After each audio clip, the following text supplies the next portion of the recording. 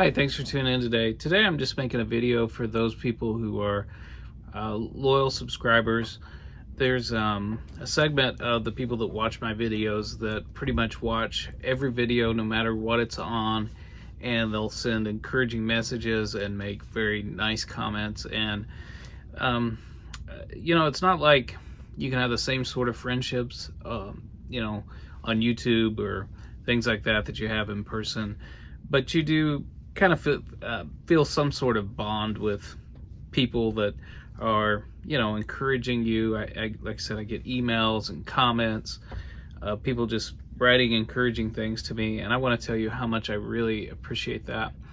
And if you happen to be a new subscriber to this channel, just really welcome you, and just tell you how happy I and my family are that you take the time to watch these videos. And we really want it to be an encouragement and blessing to you. The whole purpose of this channel really is to help enrich people's Bible studies and help them to get deeper in the scriptures, because there's a lot of things that Christian people disagree on. But I think the closer we can get to what's in the scriptures, the closer that we can get to what the scriptures intend for us to do and be as Christians, that the more it helps us to align ourselves to Christ. So I think enriching our Bible study is just so important. But I want to give some of those loyal subscribers just a little personal update. We've had our fourth child, as you may know now. I may show you a little clip of Benjamin there. And we're in the middle of some transitions in our life. So we put an offer in on a house that's been accepted contingent upon the sale of this house. So the setting here is probably going to change here pretty soon, Lord willing. So we've got an offer that's been accepted on our house that we want to buy. Let me phrase that right. So the house that we want to buy, they've accepted the offer contingent upon the sale of our house. We had an offer put in on this house, which we also accepted, but then there were some things that popped up on the home inspection that we weren't expecting, some big ticket items. So we're trying to negotiate through that. And so if you want to pray for us, pray that the Lord would have his way in that. I'm not saying that pray that the house sells or we get the other house. We just pray that the Lord will guide us and direct us in the way that he wants. We don't know what the future holds or what he has for us. But as a growing family, this is actually, you see all these books behind me. You might think that this is a big house that I'm in, but it's not all that big, and we are a big family. So we've got that. So I may have some interruptions. I've been trying to post videos like every Friday about around noon on Fridays. But with all these transitions, I don't know if I'm going to get to them all. But one of the things I do try to do on this channel is if someone asks me to make a video, I try to get those out, especially if I feel like the person's about to make a purchase decision and they want a video out pretty quickly. If you see something in my library that you want reviewed or you want my opinion on, feel free to drop down a comment, let me know. Not that my opinions are all that valuable, but there's some people that, ask me, and so I try to give that. One of those things is someone had asked me about the Legacy Standard Bible. And someone had just posted, Dr. Darrell Burling had just posted a video on the Legacy Standard Bible. He goes into a lot of depth on that. So I'm going to link to that. That would be a far better video than what I would ever make on that. But I will just tell you briefly my thoughts on it as I've looked at it and compared it some. I haven't done it a whole lot and in a lot of depth. But one of the things about the Legacy Standard Bible that I really like is its consistency in translation. I've noticed that there are places like, for instance, in John 15, there's a nuance there that almost no other translation is able to bring out that the Legacy Standard Bible does well.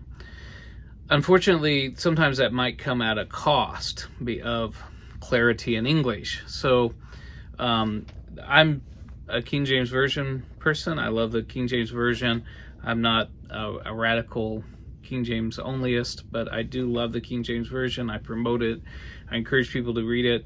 But as far as editions that are based on the critical text, the Legacy Standard Bible, as far as I can see, seems like a really solid translation, at least in the places that I've compared it. Sometimes I think it might err on the side of being too wooden, too literal, and in my opinion, it doesn't come close to the beauty and majesty of the King James Version.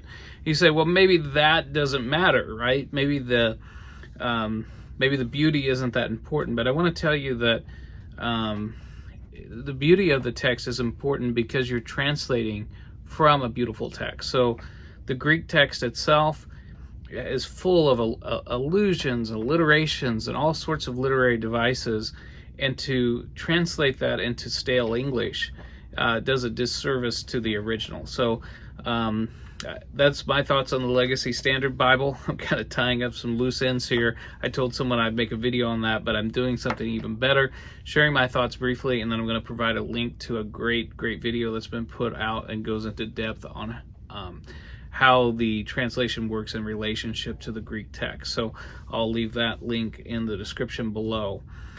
So we've got a video that's coming out in tomorrow, Lord willing, if I can get to it tonight. Someone has asked me to review the Zondervan Encyclopedia set that I have. So I'll try to do that. And I just want to encourage you, those who've been watching this channel, I've been noticing this, and one of the reasons why I'm doing this review on this encyclopedia is I was discussing this with one of the viewers, and they're having trouble finding it in paper and hardback. I want to tell you, if you might want to consider this. I know there's some people that don't have the space, and I know there's a lot of advantages to having digital tools and digital books. I understand that. That's great. That's fine. And if that's how you want to do it, more power to you. I'm, not criticizing in any way, but I want to say there's some nice advantages to real books, paper books, and if you want to have a library that no one can just delete out of the cloud, right? Because I know it sounds crazy, I know it sounds like conspiracy theory kind of stuff, but it's actually happening where certain books are getting pulled from Amazon shelves because it doesn't, Amazon's digital shelves, because it doesn't fit their ideology. I'm not saying that's going to happen completely, but what I am saying is that books that you used to be able to go on Christian book distributors, it used to be called CBD, we used to say that, but I think CBD kind of became associated with more with cannabis. So what I put in, this is a little off topic, but when I put in Google search CBD, cannabis stuff would come off, but I knew CBD as Christian book distributors. So Christian book distributors had this vast array of sets, Bibles, commentaries, and Bible dictionaries, and things like that that were in hardbacks that you could get from Hendricks and publishers. The demand for that stuff is just decreasing.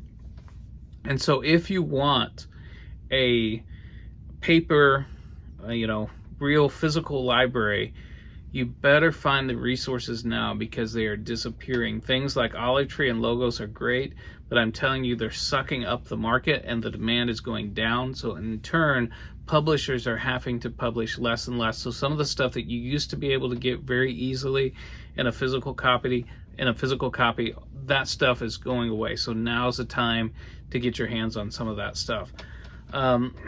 So this has just kind of been a video of loose ends, some thoughts I wanted to get out there, and mainly just a chat with some of those people who, again, watch all the videos no matter what they're on. They tune in and watch, and I just want to tell you how much I appreciate you. Thank you for supporting this channel. There's people who will like the video, before they've hardly seen anything on it, and they're just such an encouragement. And I just want to just thank you and just kind of give you a personal update and from our family. And so the Lord bless you, and we'll see you on the next video.